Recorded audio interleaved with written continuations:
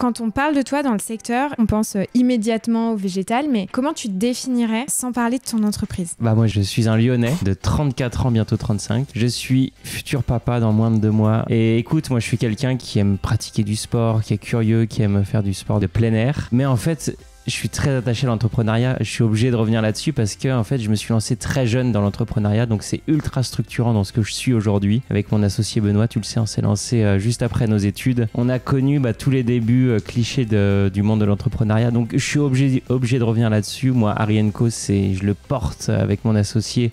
On le porte haut et fort et c'est quelque chose d'hyper important dans nos vies. Et forcément, tu sais, l'entrepreneuriat, c'est quelque chose qui prend énormément de temps, qui prend énormément l'esprit. Donc aujourd'hui, c'est carrément structurant chez moi. Est-ce qu'il y a un moment, en découvrant le secteur, tu t'es dit, putain, mais je m'y attendais pas du tout, j'avais pas anticipé ce truc-là ? Parce que, en fonction des expériences, tu as ceux qui se lancent avec une carrière derrière eux, où ils peuvent s'appuyer justement des expériences passées. Et il y a vous où finalement, vous découvrez en évoluant. Est-ce qu'il y a un moment où tu as été surpris En fait, notre histoire avec Benoît, c'est une suite de surprises.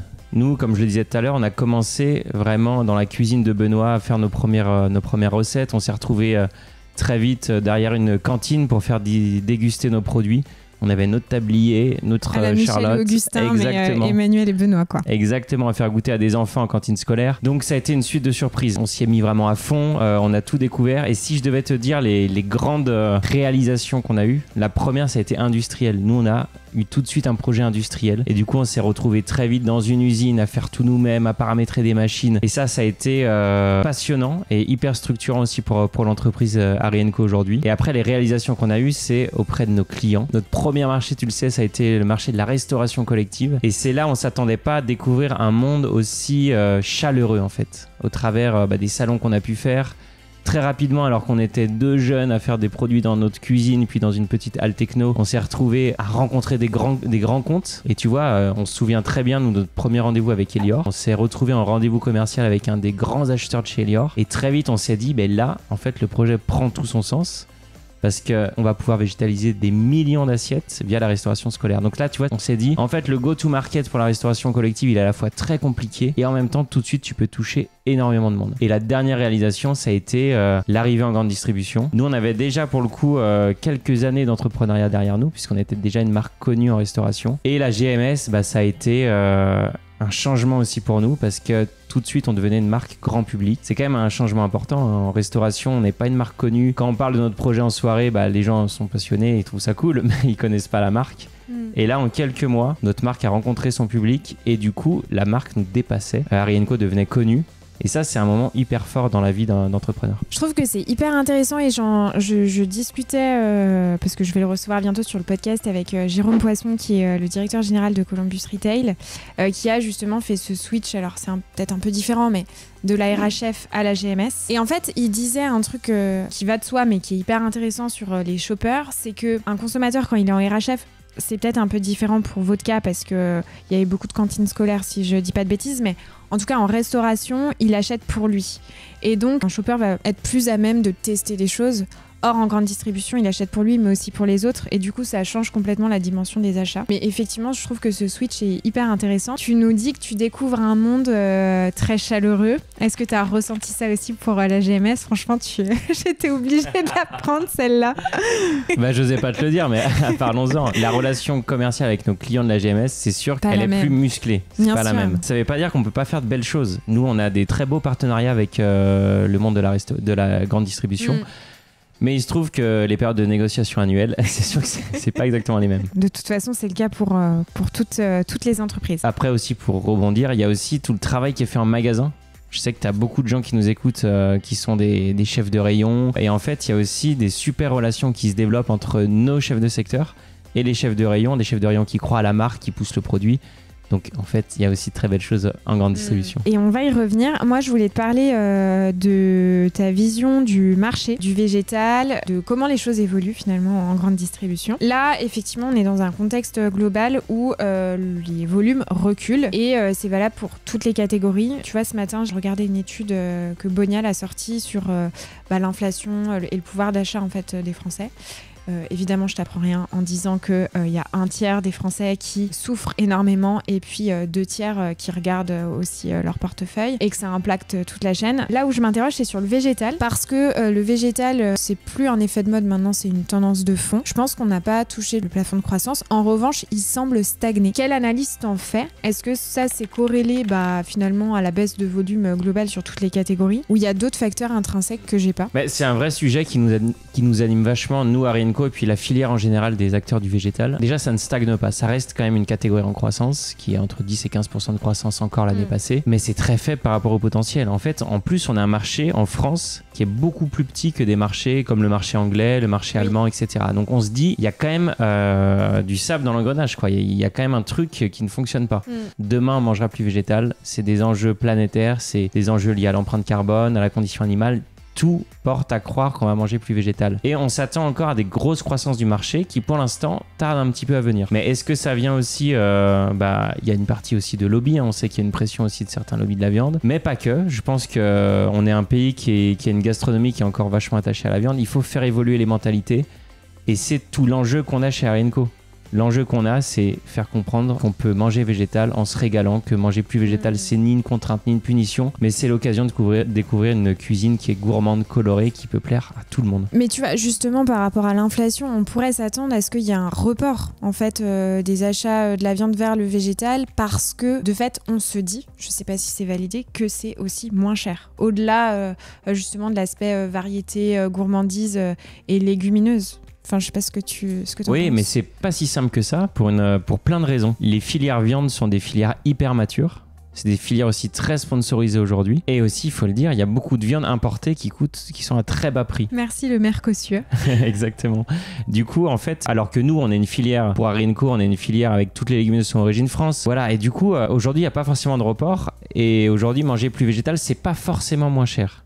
C'est pas plus cher. Nous, en restauration, on a des prix qui sont vachement compétitifs avec une viande comparable. Voire parfois, on est plus attractif. Mais c'est pas quelque chose qui est automatique. C'est un point que j'avais pas. C'est hyper intéressant. Et en plus, on est dans un marché qui est très concurrentiel. Il y a de plus en plus d'acteurs qui se mettent au végétal. J'ai dit la même chose à Renaud Sasset quand j'ai fait l'interview avec Accro, mais je lui dis mais tous les grands s'y mettent. Moi, ça m'intéresse d'avoir aussi ton regard vis-à-vis de ça. Qu'est-ce que tu penses de ça? Est-ce que tous les acteurs sont légitimes aussi sur le végétal? Alors nous, par rapport à ça, en effet, on a vu émerger, on va dire, ces 3-4 dernières années, énormément d'acteurs et qui se sont quand même tous engouffrés dans un sous-segment du marché qui est la fausse viande. Avec des produits, voilà, l'origine de ça, c'est aux US, c'est les produits comme Beyond Meat ou Impossible Food, avec des produits souvent très transformés avec des listes ingrédients à rallonge et qui essayent d'imiter vraiment la viande.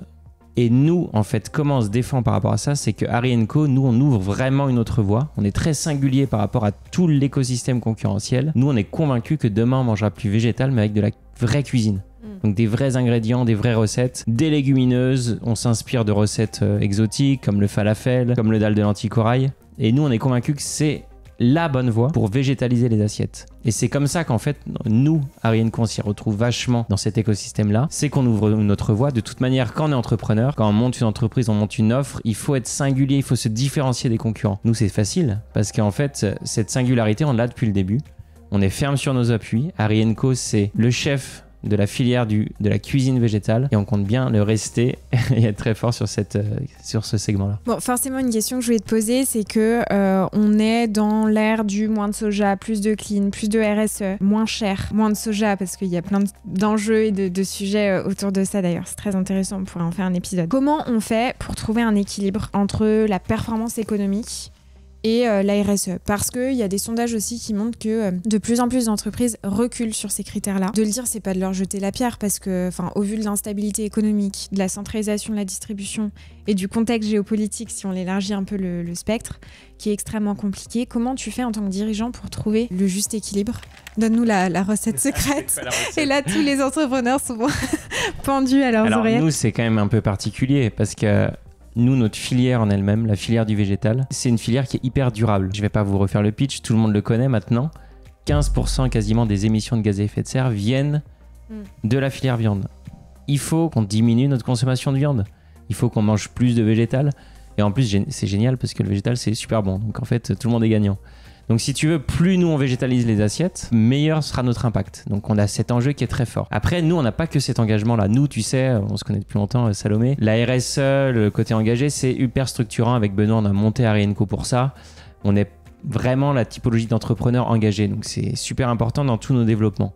C'est pour ça qu'il n'y a pas d'additifs dans nos produits. On pense que la santé, c'est super important.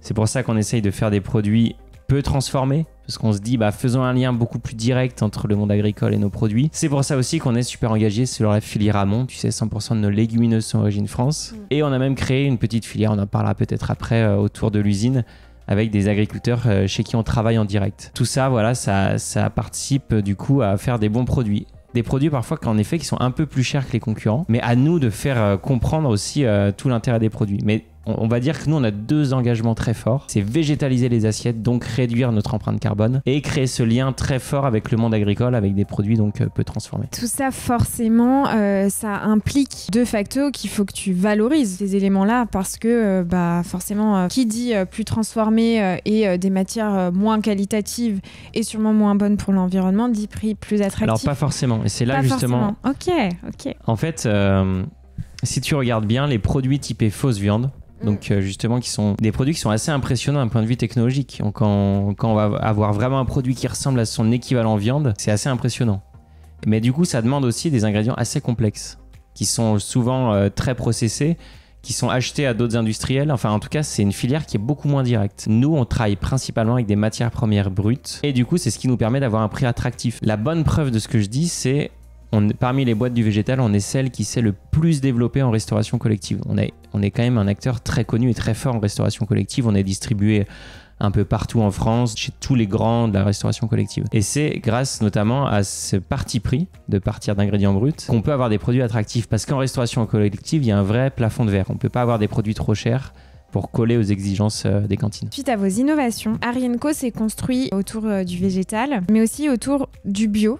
Alors, en tout cas, c'est la perception que j'en fais, et peut-être que je me trompe, tu me diras. Pourtant, effectivement, vos dernières innovations sur les pâtes ne le sont plus. Qu'est-ce qui a guidé cette décision? Comment tu l'expliques à tes partenaires? Est-ce que tu as eu des questions, d'ailleurs, vis-à-vis de ça? C'est une très bonne question, et c'est bien complémentaire avec la question que tu as posée avant. En fait, nous, on fait énormément de bio. Tous nos volumes quasiment en restauration sont en bio, et en grande distribution, l'immense majorité de ce qu'on fait, c'est en bio. Mais à un moment, on s'est posé la question parce qu'on avait des innos qu'on avait du mal à faire en bio par rapport à certaines matières premières, mais aussi, tu sais, il y a certaines innos, certains produits qu'on faisait avant en bio qu'on a passé en conventionnel, les plats cuisinés. En fait, sur certains produits, on s'est posé la question de la pertinence du bio et de la perception du consommateur. Un plat cuisiné, c'est de la cuisine, il y a beaucoup d'ingrédients. On était déjà les seuls à faire des plats cuisinés végétariens dans le rayon. Et là, en fait, on avait 2 choses, on était les seuls à faire du plat cuisiné bio et les seuls à faire du plat cuisiné végétarien. Et on s'est dit, en fait, c'est un peu compliqué aussi à comprendre. C'est évidemment plus cher. Et du coup, on avait les produits les plus chers du rayon, les seuls à faire du bio, les seuls à faire du végé. On s'est dit, là, il y a une équation qui marche pas, et ça rejoint tout à fait ce que tu disais tout à l'heure. Il faut qu'on arrive à trouver quelque chose de plus attractif pour le conso et de plus compréhensible. Et du coup, c'est pour ça qu'on a choisi de basculer en conventionnel sur ces produits. On n'abandonne pas notre combat sur le bio. Sur plein de nos produits, on croit vachement dans cette agriculture-là. Mais voilà, on a décidé de faire des produits conventionnels là-dessus. On garde un sourcing hyper clean sur la légumineuse, sur le reste aussi. Mais voilà, la légumineuse, on continue d'être origine France, etc. Ce qui fait complètement sens, effectivement, et notamment dans le rayon traiteur libre-service que je connais bien, qui est extrêmement bataillé. Ça s'explique et ça se comprend. Depuis l'arrivée du groupe Avril, déjà, est-ce que tu peux nous resituer un peu dans le contexte? Qu'est-ce qui s'est passé? Qu'est-ce que ça implique finalement l'arrivée du groupe Avril? En quoi ça change ou ça fait évoluer la place d'un dirigeant ou pas d'ailleurs? Dis-nous en plus. Donc pour l'histoire, nous on est accompagnés par des fonds depuis des années, des fonds d'investissement, et il y a 1 an et demi, bientôt 2 ans, on a fait évoluer capitalistiquement l'entreprise, on a fait rentrer au capital le groupe Avril. Donc on s'est dit, voilà, les fonds avaient fait leur temps au capital, et on a fait rentrer un industriel, ce qui était super intéressant pour nous. Ça a été vraiment une volonté de notre part, il faut bien le comprendre. C'était vraiment un choix de notre part. Avril, ce qui est super intéressant avec eux, c'est que déjà on a un ADN en commun. C'est un groupe qui a été créé par la filière agricole, à la base plutôt porté sur les oléagineux, mais qui s'intéresse de plus en plus aux légumineuses. Tiens donc, ça nous rappelle Harry & Co. Et en fait, on s'est dit, on a un ADN en commun. Ils ont un ADN très agricole. Ils sont très liés à toutes les filières agricoles. Et en plus, Avril, c'est un écosystème d'entreprise. C'est comme un village d'entreprise. Donc les entreprises restent très indépendantes, mais trouvent des moyens de synergie. Donc on s'est dit, en fait, c'est le bon moment pour nous. Harry & Co en 10 ans a vachement grandi, et maintenant il faut pérenniser l'entreprise, il faut la renforcer. Et pour aller vers les étapes qu'on veut aller dans le futur, c'est super intéressant de travailler avec un groupe comme Avril. Et qu'est-ce que ça t'apporte, toi, en tant que cofondateur? Qu'est-ce que ça change finalement dans votre gestion du quotidien avec Benoît? Quelles implications ça a? Parce que je te dis, beaucoup d'entrepreneurs autour de moi m'ont dit mais il faut absolument que tu lui poses cette question. Bah oui. Ça nous intéresse parce que forcément beaucoup se posent la question de ce step finalement. Est-ce qu'il faut le franchir? Est-ce qu'il faut pas le franchir? Quelles implications? Alors chaque histoire est différente. Nous, avec Avril, on a vraiment eu ce qu'on voulait, c'est-à-dire rester très libre en fait. C'était super important. Et c'est vraiment ce qui se passe aujourd'hui, on en est Vous êtes très hyper content. Ce qui est super par contre, c'est que tu vois, pour nous, pour toutes nos équipes, avant en fait quand tu crées une entreprise, c'était vachement seul contre tout le monde. C'est à la fois génial et c'est à la fois très dur.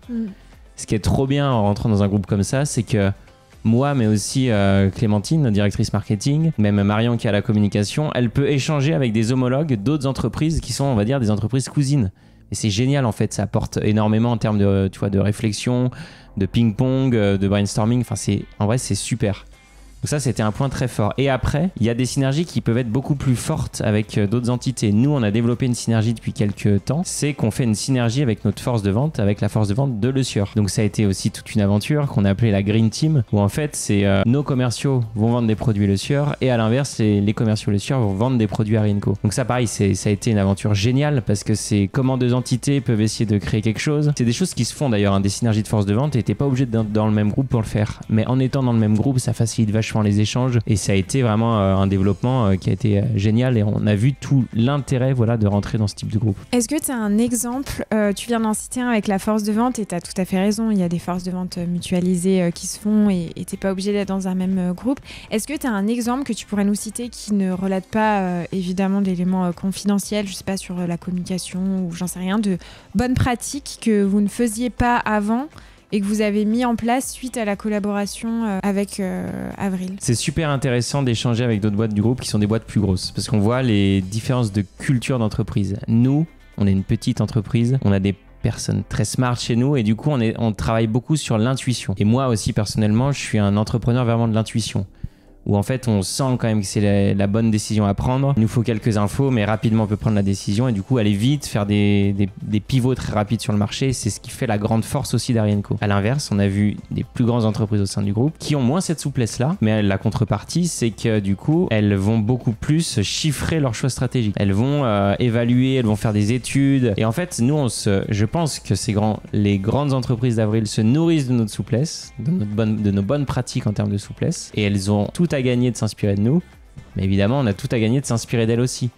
Et ce qui a changé notamment, c'est toute notre approche autour des études de marché, de corroborer en fait nos intuitions avec des données Nielsen. Donc dans l'équipe, il y a Clémentine et Juliette notamment qui sont vachement spécialisées, notamment Juliette qui nous fait vraiment des analyses Nielsen aujourd'hui et qui nous permettent de faire des meilleurs lancements produits, mais aussi mieux évaluer comment on se situe dans le marché. C'est hyper intéressant ce que tu dis parce que, effectivement, quand tu es une PME, plutôt une petite structure, les coûts des data sont assez conséquents. Je me mets à la place d'eux, tu te dis que c'est pas forcément le poste de dépense que tu vas utiliser en première instance, alors que la data, t'en as besoin. Mais quand tu l'as, tu sais pas comment l'analyser, qu'est-ce qu'elle te fait dire. Donc effectivement, j'imagine que une plus grosse structure peut t'apporter ça et même des process en termes d'analyse. J'aime bien ton terme d'entrepreneur à l'intuition. T'en connais beaucoup autour de toi aussi qui réagissent comme ça, enfin qui sont entrepreneurs à l'intuition, ou tu penses qu'il faut être entrepreneur avec de l'intuition quand tu lances une boîte? Moi, je pense qu'il faut être intuitif qu'un entrepreneur. Un chef d'entreprise du CAC 40 ou d'une grosse entreprise, peut-être qu'il a moins, je sais pas, je l'ai jamais été, il y a peut-être moins besoin d'intuition. Des conseils à leur donner? J'ai aucun conseil à leur donner. Non, mais ce que je veux dire, c'est que, comme tu l'as dit, les data, c'est super cher. Si t'es pas intuitif, tu peux pas lancer une entreprise. Il y a des gens qui passent des heures et des heures à peaufiner un business plan ultra précis. Mais non, il faut lancer les produits, il faut tester, il faut être un peu sûr de son coup, quoi. Si t'es pas intuitif, c'est trop compliqué, quoi. Il faut faire autre chose. C'est clair. Apprendre en faisant. Bon, quelque chose qui est évidemment typique de la grande distribution et peut-être atypique par rapport à nos petits voisins européens, c'est les négociations commerciales. J'en parle à chaque fois et je dirais même au-delà des négociations commerciales, de la relation entre les enseignes de la grande distribution et les marques. Et j'aime bien entendre les fondateurs sur ce sujet. Voilà, et je n'ai qu'un mot à la bouche: collaboration. Collaborer, s'il vous plaît. Non. Une question qui me paraissait hyper intéressante. Quelle place réelle tu penses que les distributeurs laissent aux PME pour justement pousser une transition alimentaire crédible et durable? Est-ce que justement dans les échanges que tu peux avoir avec les enseignes de la grande distribution, tu peux être valorisé de par la taille de ta boîte, de par l'ADN que tu lui donnes? Et est-ce que tu arrives à bien faire infuser ces messages-là pour que finalement ce soit un avantage lors des négociations ou autre? Côté grande distribution, je pense qu'il y a des courants contradictoires au sein de la grande distribution. Il y a des grands distributeurs qui poussent les marques plus engagées. Sur le végétal notamment, il y a des enseignes qui vont davantage pousser le végétal. On sent qu'on est accompagné. Je pense pas assez, mais on sent qu'il y a quand même une volonté. La cellule RSE par exemple, etc. Il y a des vrais mouvements, quoi. Franchement, on est accompagné, mais c'est contradictoire. Les négos restent hyper difficiles, on est matraqué sur les tarifs, parce que vous voyez à la télé, c'est vrai, quoi. C'est des relations musclées et qui sont de moins en moins agréables. Pour autant, il y a plein de choses à faire. Et moi, je suis convaincu que le végétal a toujours vachement d'avenir en grande distribution. Et en fait, moi aussi, je me remets en question. Je pense qu'il faut qu'on communique plus aux enseignes sur ce qu'on fait quand on est une boîte engagée. Nous, chez Harry & Co, on s'engage auprès des agriculteurs. Il y a une vingtaine d'agriculteurs aujourd'hui qui sont dans l'aventure, qui font des légumineuses pour nous. Nous, on leur assure une juste rémunération. On s'engage auprès de l'amont. On ne peut pas ensuite être matraqué par la grande distribution sur nos tarifs. Il faut qu'en fait toute la filière joue un minimum le jeu sur ces sujets. Mais à nous aussi, à nous de plus, je pense, le communiquer à la grande distribution. Peut-être inviter parfois nos acheteurs, voir les agriculteurs avec qui on travaille. En plus, c'est hyper facile. Nous, on a les agriculteurs autour de l'usine. On peut faire en une journée visiter un agriculteur, voir directement l'usine et après aller au magasin de l'enseigne dans lequel on vend les produits. Il faut en effet qu'on dépasse parfois ce rapport de force qui n'est pas durable. On peut pas être tout le temps en bras de fer avec nos partenaires. Je pense que c'est aussi à nous de mieux communiquer sur tous les engagements qu'on peut avoir pour mieux se faire entendre. Bon t'as fait les questions, les réponses. Merci, au revoir. T'as trouvé la solution. Non, mais par contre, je te rejoins complètement sur le fait que de faire visiter les usines, de montrer, de nourrir des échanges avec des agriculteurs, c'est ce qu'il faut faire. Ce qui est souvent relaté de la part finalement de toutes les marques, c'est que ils ne répondent pas, ils n'ont pas le temps, parce qu'ils sont submergés. Et en fait, à partir du moment où tu as ton acheteur ou ton catman qui te répond, j'ai envie de dire 80% du job est fait. Et même s'il te dit non. Mais quand il ne te répond pas, tu fais quoi? Oui, la disponibilité bien sûr, mais je pense qu'ils sont aujourd'hui surmenés aussi. Ouais, bien sûr. Je pense qu'il y a un vrai souci à ce niveau-là. Ouais. Et d'ailleurs, ce que je te disais sur le fait de faire venir les acheteurs, moi je pense qu'il y en a qui pourraient être prêts à le faire. Mais aussi le faire avec des consommateurs. Je sais qu'il y a des enseignes qui commencent à mettre en place des programmes de ce type-là pour les boîtes comme nous qui sommes très engagés sur la filière amont, sur le monde agricole, de créer des circuits où on fait venir des consommateurs, on fait un pool de consommateurs. Par exemple, avec Carrefour, nous, on a remporté le trophée de l'innovation de l'année. C'était en fin d'année dernière avec notre samosa à la lentille corail. Et c'était une reconnaissance des consommateurs. Et ça, c'était génial. En fait, quand les enseignes arrivent à vraiment faire du lien entre l'industrie, les consommateurs et du coup l'amont agricole, c'est génial. Je pense que c'est un cocktail qui marche super bien. Carrefour, ils avaient passé un questionnaire à plein de consommateurs. Et on était ressorti comme le produit préféré des consommateurs sur la catégorie VG. Meilleure reconnaissance, c'est pas une reconnaissance de l'enseigne, c'est une reconnaissance des clients de l'enseigne. À ce titre, qu'est-ce que tu penses des marques comme C'est qui le patron? Est-ce que tu as un avis à nous donner puisque tu parles des consommateurs et C'est qui le patron se dit être la marque du consommateur? Qu'est-ce que tu penses de ces nouvelles initiatives et de ces nouvelles marques? C'est des très belles marques. Je crois que tu l'as invité d'ailleurs. C'est une très belle marque. C'est même C'est qui le patron? C'est aussi le producteur le patron. C'est là où c'est malin aussi. Son truc, c'est que aussi c'est très en lien avec le monde agricole et ceux qui produisent. Mais c'est en fait, nous on s'inspire vachement de cette démarche-là. Nous, ce qu'on veut aussi, c'est que le consommateur il se dise je me mets à manger végétal. Mais il n'y a pas que moi qui accompagne cette transition. C'est le monde agricole qui accompagne cette transition. Nous, des agriculteurs avec qui on travaille, c'est des agriculteurs qui avant faisaient d'autres types de récoltes, qui se sont mis aux légumineuses pour nous. La plupart, c'est ça. Et qui ont vu tout l'avantage au niveau agronomique, parce que les légumineuses ont plein d'avantages au niveau agronomique, elles régénèrent les sols, etc. Et ils sont passés de terres qui perdaient en termes de fertilité des sols, en terres qui étaient de plus en plus fertiles. Donc tu vois, en fait, c'est super important qu'on crée ce lien entre l'agriculteur et le consommateur. Entre l'agriculteur, le consommateur et finalement vous et les enseignes. Est-ce que demain, il serait possible de voir un produit co-créé Arienco et une enseigne? Et je dis Arienco, mais je dis les autres marques aussi. Parce que on parle beaucoup de la collaboration et moi, je crois fondamentalement à un modèle comme celui-ci. Aujourd'hui, je vois pas encore beaucoup de réalisations en ce sens parce que la grande distribution se tend, parce qu'il y a centralisation de la grande distri et que beaucoup d'enseignes aussi ont tout intérêt à faire du cash rapide parce qu'elles achètent des magasins, etc. pour pas en citer certaines, mais on est dans ce contexte-là.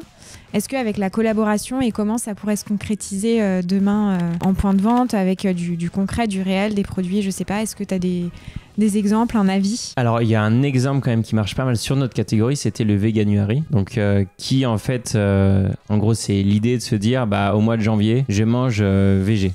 Voilà. Donc c'est un peu comme le Dry January quoi, mais en gros sur la partie végé. Et ça a été vachement accompagné par les enseignes maintenant, où dans beaucoup d'enseignes c'est des temps forts de promotion, des temps forts de communication en magasin. Toutes les marques du secteur se sont associées aux enseignes pour mettre ça en avant. C'est un bel exemple, je pense, de collaboration qu'il faut développer. Il y a plein de choses à imaginer. Bien sûr. Est-ce que tu vois encore, je reviens encore à la charge sur ce sujet, mais est-ce que tu vois encore un vrai rapport de force dans les négos ou est-ce que tu sens qu'il y a un équilibre qui peut se créer? Aujourd'hui, il y a trop de rapports de force. Je le dis gentiment à nos amis de la grande distribution. Il y a un rapport de force trop dur et c'est pas normal que nous on est une petite entreprise, c'est pas normal qu'il y ait des échanges parfois aussi tendus. Je pense que c'est pas normal et c'est pas pérenne, ça peut pas durer. Après 10 ans, qu'est-ce qui t'anime encore aujourd'hui? C'est peut-être quoi les prochains défis, challenges, événements d'Arienco qu'on pourra voir dans les prochains mois, prochaines années? Qu'est-ce qui te motive encore après 10 ans à te lever le matin? Alors moi je suis vraiment un passionné, donc je suis toujours aussi motivé par rapport à ce que j'étais il y a 10 ans. Ce qui me passionne, c'est qu'on a à peine commencé en fait notre mission, végétaliser les assiettes. On a encore énormément à faire, on a encore amené des produits à de nouveaux instants de consommation. Un exemple, tu vois, on sort cette semaine les Veggie Box, donc des lunchbox végétariennes. C'est un segment de marché qu'on ouvre, qui n'existait pas. Enfin, tu vois, il y a énormément à faire. Tout en gardant ses engagements, c'est ce que tu disais, la ligne de crête à trouver entre produits grand public et produits bons pour la santé, bons pour la planète. Donc ouais, carrément passionné. Il y a encore énormément à faire, même. On a d'autres marchés à explorer, j'en parlerai pas ici. On a en tête quand même des belles choses qui sont encore à venir. Trop hâte de vous voir sur le biscuit salé. Pas sûr. Si tu devais tout recommencer, qu'est-ce que tu changerais? Est-ce qu'il y a des petits paramètres que tu t'ajusterais parce que t'avais pas l'expérience, t'avais pas le vécu? Et est-ce que t'as des exemples, un exemple en particulier à nous partager? En fait, entreprendre, c'est quand même faire des erreurs. Nous, avec Benoît, on a fait plein d'erreurs. Il y a plein de trucs qu'on aurait pu faire 10 fois plus vite. Il n'y a pas des erreurs, il y a que des apprentissages. Exactement. Mais en fait, ce que je veux dire, c'est que moi, je changerais rien. Je trouve que où on est aujourd'hui, c'est super. Je trouve, je nous lance des fleurs, pas qu'à moi ni qu'à Benoît, mais à toute l'équipe. On a une marque magnifique. Arienco, ça incarne super bien la cuisine végétale, ça incarne super bien ce qu'on imagine pour le monde de demain. Elle est géniale cette marque. On peut en faire plein de choses. Aujourd'hui, on a un terrain de jeu qui est dingue avec Arienco. Donc non, moi je changerais rien de ce qu'on a fait. Par contre, je regarderai vers l'avant et je me dis on a encore énormément à faire. Où est-ce que tu veux amener Arienco sur les 5 premières années? Tu as commencé à nous donner un peu un avant-goût de potentiellement explorer d'autres catégories. Est-ce qu'il y a d'autres choses que tu peux nous partager pour nous mettre un peu l'eau à la bouche? Tout ce qu'on fait dans notre développement, c'est qu'on élargit le périmètre de la marque. Tu vois, on a commencé avec des galettes, des boulettes, donc vraiment ce qui remplace la viande dans l'assiette. Ce sont vos blockbusters aujourd'hui ou pas nécessairement? Oui, c'est dans cette gamme-là qu'on a... c'est assez challengé par les nouveautés. D'accord. Tu peux nous dire un peu... Oui, alors ce qui marche aussi très bien, c'est... Alors, je vais faire dans l'ordre d'abord. Galette, boulettes. Donc on est vraiment on remplace vraiment la portion de viande dans l'assiette. On a fait ensuite du plat cuisiné complet. Donc on voit en fait qu'on élargit le périmètre de la marque. Ça rentre encore très bien dans le périmètre d'Arienco. Mais on va plus loin. On fait un dalle de lentilles corail, un couscous au falafel, etc. L'année dernière, on sort l'apéro veggie. Donc des samosas, des empanadas végétariens. Donc là, on voit qu'on touche un autre instant de consommation. C'est pas très loin de ce qu'on fait déjà, mais on touche un autre instant plus convivial, plus gourmand aussi. Tu vois, un truc plus fun. On continue cette année en sortant des Veggie Box. Donc c'est encore un instant, là c'est vraiment la consommation nomade, mais il y avait besoin de végétal aussi là-dessus. Donc nous, c'est ça nos développements, c'est élargir toujours. Toi, t'es moins spécialisé sur le sujet, mais on fait la même chose en restauration. on continue d'innover pour coller aux attentes de nos clients de la restauration. Est-ce qu'on pourrait vous voir arriver dans des circuits spécialisés ? Vous y avez pensé, bio ? En vrai, c'est pas dans les projets aujourd'hui parce qu'on est trop attaché à notre marque, Harry & Co. Et tu le sais, c'est compliqué aujourd'hui de faire exister une marque sur les deux réseaux. Donc aujourd'hui, non, c'est pas prévu. Pour être franc. Et enfin, qui est-ce que tu aimerais entendre prochainement sur le podcast Sans filtre ajouté ? Alors, une personne et ou un sujet en particulier qui peut-être corrobore avec les problématiques que tu peux avoir ou des questions que tu te poses sur la grande distrie. Écoute, il y a un duo d'entrepreneurs que tu n'as pas reçu, il me semble, tu vas me dire, mais il me semble pas que tu l'as reçu. Je sais pas si tu les connais, c'est Clément et Raphaëla de Yacon & Co. Non, ouais. Je trouve que c'est une boîte fabuleuse qui mérite vraiment d'être connue plus. Eux, ils remplacent le sucre, ils l'expliqueront beaucoup mieux que moi avec du sirop de Yacon. Et ils ont aussi une logique vraiment de filière. Ils ont aussi une logique industrielle puisqu'ils ont créé de leur usine au Pérou, auprès de la filière de Yacon. Incroyable, c'est une boîte qu'il faut suivre. Et je suis sûr qu'ils vont révolutionner le sucre. Ça m'intéresse. Merci Emmanuel. Où est-ce que les auditeurs peuvent te retrouver s'ils ont des questions, des remarques sur l'épisode ? Sur LinkedIn. Voilà. LinkedIn. Okay. Je réponds pas à tous les messages parce qu'il y en a beaucoup en ce moment. Mais on verra. Je suis une star, je ne suis pas. Non, mais c'est qu'on est très démarchés surtout. Oui, je t'en Mais avec plaisir pour échanger sur LinkedIn. Très bien. Merci Emmanuel. Bonne journée. Merci à toi. Ciao.